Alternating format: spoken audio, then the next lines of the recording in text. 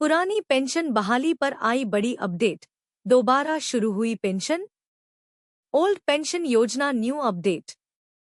मोदी सरकार पुरानी पेंशन योजना ओपीएस को पूरी तरह बहाल नहीं कर रही, लेकिन 50% पेंशन गारंटी देने पर विचार कर रही है। वित्त सचिव की समिति इस पर काम कर रही है, जिससे कर्मचारियों को पेंशन सुरक्षा मिल सकेगी। सरकारी कर्मचारियों के लिए एक महत्वपूर्ण अपडेट सामने आई है। लंबे समय से पुरानी पेंशन योजना ओपीएस को वापस लाने की मांग कर रहे केंद्रीय कर्मचारियों के लिए मोदी सरकार ने एक बड़ा कदम उठाया है। सरकार अब पेंशन को लेकर नए विचार कर रही है और कर्मचारियों को पेंशन का 50% गारंटी देने की योजना बना रही है। यह खबर उन सभी कर्मचारियों के लिए अहम हो सकती है जो अपने रिटायरमेंट के बाद पेंशन पाने के लिए एनपीएस नेशनल पेंशन स्कीम में पैसे बचा रहे हैं। राज्यों ने बहाल की ओपीएस। केंद्र सरकार की स्थिति। कुछ राज्यों जैसे हिमाचल प्रदेश, छत्तीसगढ़, पंजाब, राजस्थान और झारखंड ने पुरानी पेंशन योजना ओपीएस को वापस लाने का निर्णय लिया है। इन राज्यों में सरकार ने कर्मचारियों की पुरानी मांगों को ध्यान में रखते हुए यह कदम उठाया। हालांकि केंद्र सरकार ने अभी तक पुरानी पेंशन योजना को पूरी तरह से बहाल करने से मना कर दिया है। इसके बावजूद कई केंद्रीय कर्मचारी और उनके संगठन इसे वापस लाने की मांग कर रहे हैं। सरकार की नई योजना और वित्त सचिव की समिति।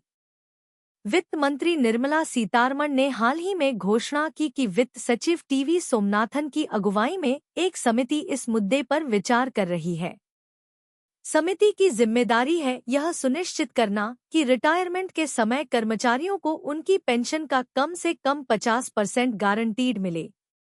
मौजूदा पेंशन योजना के तहत कर्मचारियों को उनके कार्यकाल के दौरान बचाए गए पैसों के आधार पर पेंशन मिलती है, लेकिन इसमें कोई निश्चितता नहीं होती कि रिटायरमेंट के बाद उन्हें कितनी पेंशन मिलेगी। समिति ने दूसरे देशों की पेंशन योजनाओं और आंध्र प्रदेश सरकार द्वारा किए गए बदलावों का अध्ययन किया है। समिति ने पाया कि सरकार पेंशन का 40 से 45% गारंटी दे सकती है, लेकिन 25 से 30 साल तक काम करने वाले कर्मचारियों के लिए यह पर्याप्त नहीं हो सकता। इसलिए सरकार अब कर्मचारियों की चिंताओं को कम करने में मदद करने के लिए 50% गारंटी पर विचार कर रही है। सरकार का नया प्रस्ताव। पेंशन के लिए विशेष बचत खाता। सरकार नई योजना के तहत एक विशेष बचत खाता बनाने पर भी विचार कर रही है। यह खाता सरकार के उन कर्मचारियों के लिए होगा जो रिटायरमेंट के बाद पेंशन की जरूरत महसूस करेंगे, लेकिन जिनके पास पर्याप्त पैसा नहीं होगा। सरकार हर साल इस खाते में पेंशन के लिए आवश्यक राशि जमा करेगी। यह योजना निजी कंपनियों द्वारा अपने कर्मचारियों के रिटायरमेंट फंड के लिए बनाए गए बचत खातों के समान होगी। इस योजना का मुख्य उद्देश्य यह सुनिश्चित करना है कि सभी रिटायर कर्मचारियों को पेंशन मिले, भले ही उनके एनपीएस खाते में पर्याप्त राशि न हो।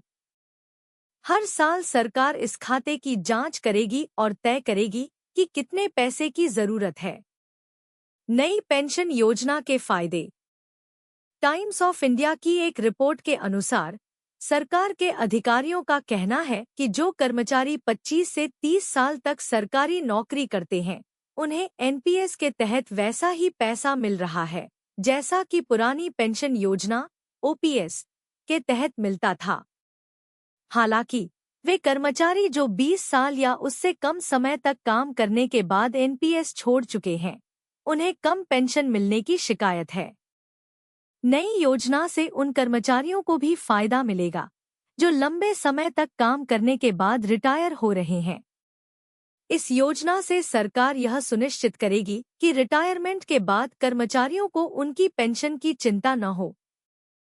पुरानी पेंशन योजना को वापस लाने की मांग अब केंद्र सरकार के विचार में है। सरकार नए विकल्पों पर विचार कर रही है, जिसमें कर्मचारियों को पेंशन का कम से कम 50% गारंटीड मिलना शामिल है। यह कदम कर्मचारियों के लिए एक बड़ी राहत हो सकता है, क्योंकि इससे उनकी पेंशन सुरक्षा सुनिश्चित होगी। हालांकि अभी तक ओपीएस को पूरी तरह से बहाल करने पर कोई ठोस फैसला नहीं हुआ है, लेकिन सरकार की नई योजना कर्मचारियों के भविष्य को सुरक्षित करने की दिशा में एक महत्वपूर्ण कदम है। सरकारी कर्मचारियों के लिए यह एक महत्वपूर्ण समय है और आने वाले महीनों में इस मुद्दे पर और भी बड़े निर्णय लिए जा सकते हैं। पेंशन भोगियों के लिए बड़ी खबर। अब फैमिली पेंशन पर 25,000 रुपए तक का होगा फायदा। हर महीने मिलेगी 60% पेंशन।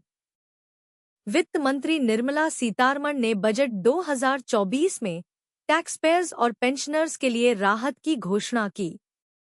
स्टैंडर्ड डिडक्शन 75,000 रुपए किया गया और फैमिली पेंशन पर कर छूट। वित्त मंत्री निर्मला सीतारमण ने कुछ समय पहले ही 2024 का बजट प्रस्तुत किया, जिसमें उन्होंने टैक्सपेयर्स और पेंशनर्स दोनों के लिए कई महत्वपूर्ण घोषणाएं की हैं। यह बजट विशेष रूप से फैमिली पेंशन प्राप्तकर्ताओं के लिए भी सुधार लाने वाला है, जिन्हें पहले इसकी जानकारी का अभाव था। स्टैंडर्ड डिडक्शन में वृद्धि। वित्त मंत्री ने घोषणा की है कि नई कर व्यवस्था के तहत स्टैंडर्ड डिडक्शन की सीमा को 50,000 रुपए से बढ़ाकर 75,000 रुपए प्रति वर्ष कर दिया गया है। यह कदम न केवल सरकारी बल्कि गैर सरकारी कर्मचारियों और पेंशनर्स को भी लाभान्वित करेगा। फैमिली पेंशन पर कर छूट में वृद्धि। एक और महत्वपूर्ण घोषणा जो कि सरकारी पेंशनर्स के लिए की गई है, वह है फैमिली पेंशन पर कर छूट की सीमा को 15,000 रुपए से बढ़ाकर 25,000 रुपए कर देना। यह वृद्धि फैमिली पेंशन प्राप्तकर्ताओं को अतिरिक्त राहत प्रदान करेगी, जिससे उन्हें अपनी पेंशन से कर योगदान में कमी लाने का अवसर मिलेगा। फैमिली पेंशन क्या है? फैमिली पेंशन वह वित्तीय सहायता है जो किसी सरकारी कर्मचारी के निधन के बाद उसके परिवार को प्रदान की जाती है।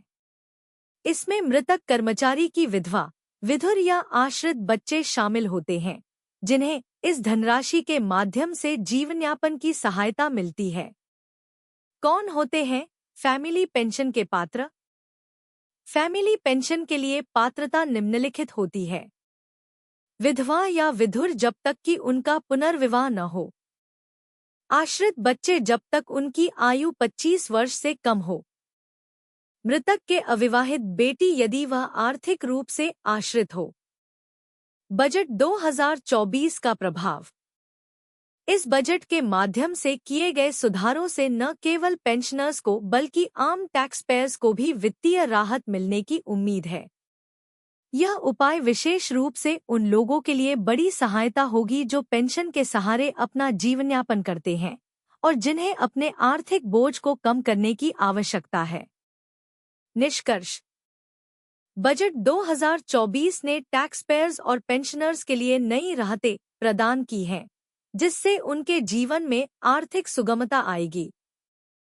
यह बदलाव विशेष रूप से फैमिली पेंशन प्राप्त करने वाले पेंशनर्स के लिए महत्वपूर्ण है, जिन्हें अब उच्च कर छूट का लाभ मिलेगा, जिससे उनकी वित्तीय बोझ कम होगा। इससे उनका जीवन अधिक सुरक्षित और स्थिर हो सकेगा।